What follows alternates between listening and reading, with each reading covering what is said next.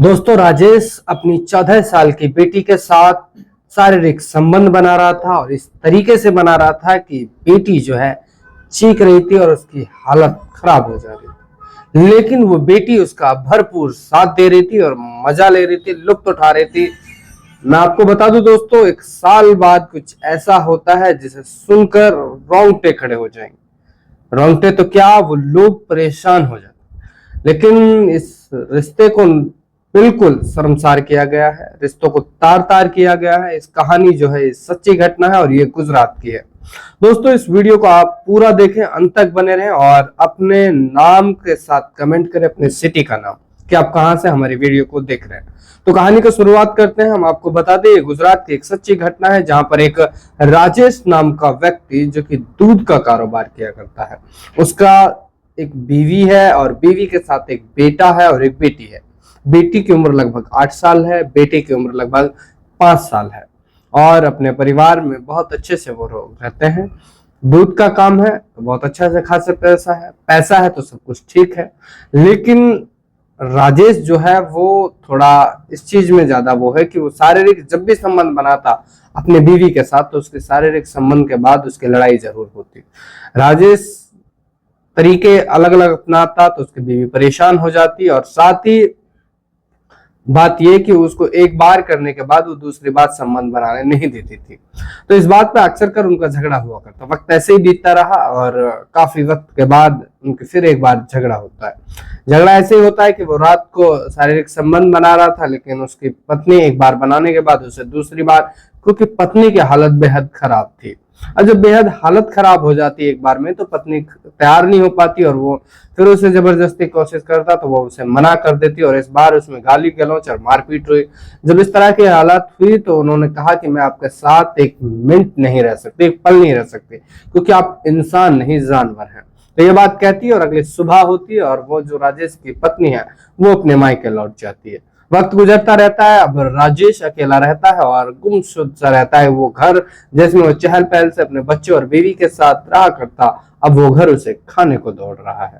अब वो राजेश जो है वो अकेला महसूस रहा करता। अब इसी के बीच लगभग 6 महीने गुजर जाते हैं और 6 महीनों के अंदर राजेश जो है वो 2 बार अपनी पत्नी को मनाने चला जाता है, लेकिन उसकी पत्नी एक बार भी आने को तैयार नहीं होती और पत्नी साफ साफ कहती है कि मैं जो है वो आपके साथ नहीं रह सकती और आप बिल्कुल नहीं रहना, मुझे तलाक चाहिए। बात यही नहीं रुकती, तलाक की बातें पूरी कंप्लीट हो लेती हैं और बात तलाक तक आ जाती है। मामला आगे बढ़ता है, मामला यही नहीं रुकता। मामला आगे बढ़ते वक्त फिर राजेश अपने घर आता है और उसको यह रहता है कि अब मुझे शादी जो है वो करनी चाहिए, क्योंकि वक्त लंबा गुजर गया। 6 महीने में 2 बार वो चला गया तो अपने दोस्त से कहता है कि यार देख, बात ऐसी है कि मुझे शादी करनी है। जब ये बात अपने दोस्त से कहता है तो उसका दोस्त कहता है कि आप मुझे मात्र 1 महीने का समय दीजिए, मैं आपको 1 महीने में कोई ऐसी महिला ढूंढ दूंगा या ऐसी कोई लड़की ढूंढ दूंगा। तो राजेश का दोस्त जो है वो ढूंढता है, एक लड़की ढूंढता है जिसकी शादीशुदा थी। उसकी एक लड़की थी, लगभग 12 साल की लड़की थी और साथ में उसका जो है पति का एक्सीडेंट हो गया था जो इस दुनिया से चला गया था। वो अकेली रहती थी तो उसे भी किसी एक जीवन साथी की तलाश थी। उस बच्ची की पढ़ाई और उस बच्ची का जीवन और साथ ही अपना खुद का जो था वो भी देखना था कि आखिर बुढ़ापा ऐसे नहीं कर सकता। तो राजेश उस महिला की जोड़ी फिट बैठती है, दोनों को दिखाया जाता है, एक दूसरे से मुलाकात होती है और एक दूसरे से मुलाकात होने के बाद बातें बन जाती हैं और दोनों रिश्ते के लिए तैयार हो जाते हैं। दोनों रिश्ते के लिए तैयार होते हैं तो उसके बाद उनकी शादी कराई जाती है। एक मंदिर पहुंचते हैं राजेश अपने दोस्तों के साथ, उधर वो महिला जो उसकी दूसरी पत्नी बनने वाली है वो भी अपने सगे संबंधियों के साथ शादी कर लेती है। शादी करने के बाद राजेश अपने घर पे रखता है। राजेश का वही दूध का कारोबार बहुत अच्छे से चल रहा होता है, पैसे की कोई कमी नहीं थी, अंधाधुंध पैसा आता था क्योंकि बड़ा कारोबारी था, दूध का बड़ा काम था उसको। चाहे घी हो, दही हो, ये सारी चीजें भी वो बनाया करता है, यानी कि क्रीम हो वो भी सब बनाया करता। दूध से बहुत सारे आइटम बनते हैं वो भी वो बनाया करता। तो बड़ा एक काम था उसका, पैसा अच्छा खासा था, पैसा अच्छा खासा था तो कोई दिक्कत नहीं, उसने भी इसमें शादी कर ली। अब दूसरी महिला के साथ जब वो रहता तो उसकी जो पहली वाली पत्नी उसको पता लगा तो पहली वाली पत्नी ने थोड़ा सा ऐतराज इसलिए भी नहीं किया क्योंकि वो तो सोच चुके थे कि मुझे इस इंसान, ये जानवर है, इंसान नहीं जानवर है, इसके साथ नहीं रहना। अब जो ये दूसरी वाली पत्नी उसके साथ जब वो शारीरिक संबंध बनाता तो उसे भी दर्द तो होता, उसके हालत उसकी भी, लेकिन वो उसे उस असहनीय दर्द को सहन करती थी। धीरे ऐसे ही चलता रहा और वो महिला प्रेग्नेंट हो गई, और प्रेग्नेंट होने के बाद वक्त गुजरता रहा, फिर धीरे धीरे वक्त गुजरा और लगभग डिलीवरी का समय आ गया। जब डिलीवरी का समय आ गया तो उस महिला को जो है दर्द होने लगा। जब दर्द होता है तो वो उसे अस्पताल लेके गया। अस्पताल एक क्लिनिक में लेके जाता है, वो उसको दिखाता है। वहां पे देखा जाता है कि उसके जो पेट में बच्चा है वो जा चुका है, यानी कि वो दम तोड़ चुका है, वो मर चुका है। जब वो दम तोड़ चुका है तो उसके बाद फिर बात चलती है, फिर उसको जन्म दिलाने के लिए। अब रास्ते में दिक्कत है कि दर्द इतना ज्यादा होता है और जहर फैल जाता है, जिसकी वजह से उस मरे हुए लड़के की वजह से उस महिला की भी मौत हो जाती है। अब आखिरकार डॉक्टर जो है कुछ वक्त के बाद उनसे कहते हैं थोड़ी देर में कि भाई आपकी पत्नी जो है राजेश हम उसे नहीं बचा पाए। और उसके बाद वो अपने घर आता है और अपनी बच्चे का जन्म तो होता नहीं है, उसी में वो ना ऑपरेशन हो पाता है, तो उसी में वो जो है उसका अंतिम संस्कार कर देता है। तो राजेश फिर से अकेला हो जाता है और ऐसे ही दिन गुजरता है। तब वो लगभग जो है उसकी पत्नी को मरे 8 महीने और बीत गए थे। अब इतना लंबा समय बीत गया तो घर में अकेला रहता, जैसे उदास सा रहता। एक दिन उसकी जो 14 साल की बेटी हो चुकी थी जो उसके साथ थी, उसका नाम प्रिया था। तो प्रिया एक दिन नहाकर आई थी, और नहाकर आई तो भीगे हुए जैसे भीगे हुए बाल थे, तो फिर उसके बाद वो कपड़े भी भीग जाते हैं, और कपड़े भीगे हुए तो बदन से चिपक जाते हैं। अब इस तरह का बदन उसे देखकर उसकी नीयत फिसल जाती है। अब वो सौतेली बेटी को देखकर उसकी नीयत जब फिसलती है तो आप सोच सकते हैं उसके मन में बहुत गंदे गंदे विचार आने लगते हैं। लेकिन उस वक्त वो उसे देखता है और उसके मन में जो गलत विचार आए थे वो उस वक्त उसको इग्नोर करता है। फिर ऐसे ही जब उसने सोचा कि यार ये लड़की तो बड़ी होती जा रही है और बहुत ही इसका जो जोबन है वो निखार कर रहा है, या फिर कह सकते हैं कि उभार कर रहा है, उबाले मार रहा है, तो ऐसा वो सोचने लगता है। तो राजेश के मन में बहुत गलत विचार आ जाते हैं, और वो इंसान अपनी बेटी के बारे में इस तरह का सोचता रहता है। अपनी जो सौतेली बेटी है धीरे धीरे सोचता है कि इसको किस तरह अपने चंगुल में फंसाया जाए। तो राजेश जो है वो करता है कि वो उसको ब्लू फिल्म दिखाता है, मतलब खुद देखता था, फिर उसके बाद उसको भी आवाजें वगैरह, तो फिर वो कहती है पापा आप गंदे हो, ये गंदी चीजें हैं। तो धीरे धीरे जब वो चीजें देखते रहते तो कहता है कि बेटी बहुत अच्छी है, आपके जीवन में काम आएंगी, ये वो, तो इस तरह फैला फुसलाता है। तो लड़की जो है वो इस बात को मान लेती है, और धीरे धीरे जब वो देखते हैं तो उत्तेजित हो जाती है, और लड़की को भी मजा आने लगता है। और वक्त ऐसे ही गुजरता रहता है, लगभग 1 महीना बीत जाता है। अब लड़की को पूरी तरह जब उसका मन करता तो अपने पापा से फोन मांगती है, और पापा से फोन मांगने के बाद जो है वो ब्लू फिल्म देखा करती। अब लड़की जो है वो उसको बिल्कुल एकदम चस्का लग चुका था, ब्लू फिल्म का चस्का लग चुका था। अब उसे जब भी कोई हो रहता तो वो ब्लू फिल्म देखा करती। अब एक दिन राजेश जो है वो कहता है, उसके मन में आज तो ये था कि अब तो कैसे भी करके मैं, जब इस लड़की को ब्लू फिल्म की आदत लग गई तब इसको मैं छोड़ने वाला नहीं हूँ।